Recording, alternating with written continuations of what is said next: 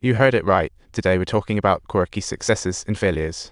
The director caught Motu's thoughts and swiftly replaced his helmet with a new caregiver. The tragedy repeats. Charming Murder doesn't reject Motu.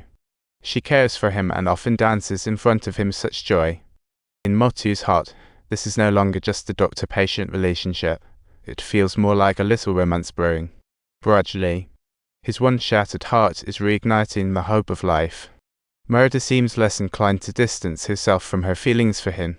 Not only that, Murder embraces Motu's affection and invites him to her dad's birthday bash. He's never been treated like a VIP before. He thought it would be a turning point, but it ended up being a shattered dream of a party. Murder is a naive rich girl.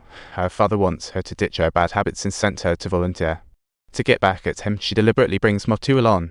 Murder plans to marry Motu, but little does she know, his sight isn't foggy. He sees through everyone's facade. And just like that, Motu returns to his old routine, listening to the tunes Murder once played and contemplating his fate as Murder's father. Inside Murder's heart resides the image of her father. In Murder's heart, her father, the one and only her father. In Murder's heart, her father, the irreplaceable father of Murder. In Murder's heart, her father, the great her father. In Murder's heart, always remembered, her father, the father she holds in the highest esteem. In Murder's heart, her father, the one who deeply influenced her, her father. After finishing the blessings, Mom starts rambling about the neighbors' daily lives. This gossip hits Motu like a needle in his heart. The place that Mom describes was once his home, with the bygone days dissolving like smoke. Caregivers come and go, and one day while Motu is enjoying a massage, he hears a teacher behind him teaching another patient to communicate through blinking. After waiting nearly 30 years, Motu finally sees a glimmer of hope. He can prove he has a mind. He can finally tell Mom, "I'm not a dummy. I want to communicate with Mom. I have things to say. My IQ is completely normal." Spotting the teacher nearby, Motu hastily turns around and starts blinking, but it's like the teacher has blinkers on, totally oblivious. Desperate, Motu had to resort to more dramatic gestures to catch the teacher's attention. However, the director, who was completely clueless, misinterpreted his behavior, mistaking it for an episode, and thus promptly prepared an injection for him. With the teacher's help, Motu starts learning various symbols. Having never touched text before, simple graphics are way easier for him to grasp. The hospital considers Motu's learning a medical miracle. Little do they know he's just figuring out his own way.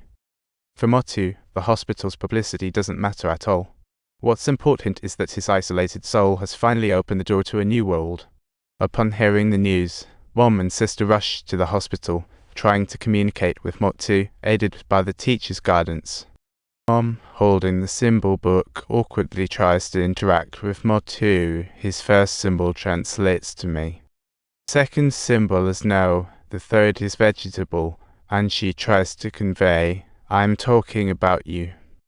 It wasn't intended for sharing purposes. It's merely an account of my personal experience.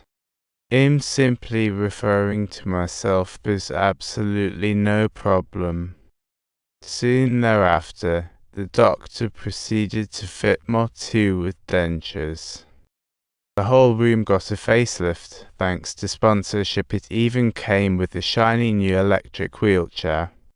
With the teacher's help, Motu believes that night, embraced by his father, shines like today's starry sea. After 2 years of hard work, he masters the computer and can chat with the whole wide world. However, the hospital deals Mom a heavy blow. Motu's IQ assessment disqualifies him.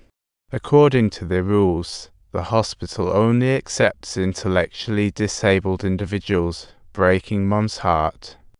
Motu, upon hearing the news, feels a wave of despair wash over him. He must undergo another IQ evaluation before being transferred.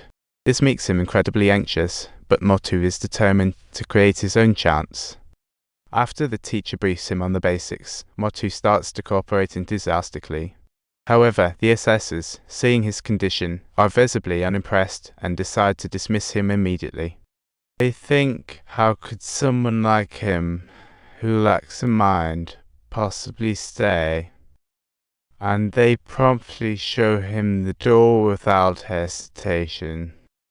Whether Motu's intellect is really this seems irrelevant now. He has, in many ways, transcended human definition. Ultimately, Motu has transitioned from one existence to a new understanding. His intellect truly exists. He has surpassed that existence. He now possesses a mind, becoming a true individual.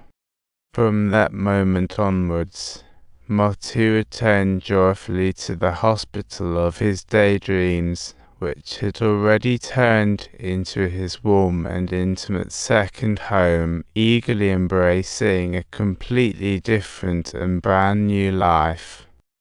With a sound mind and a rich emotional life, he relishes the right to gaze at the stars.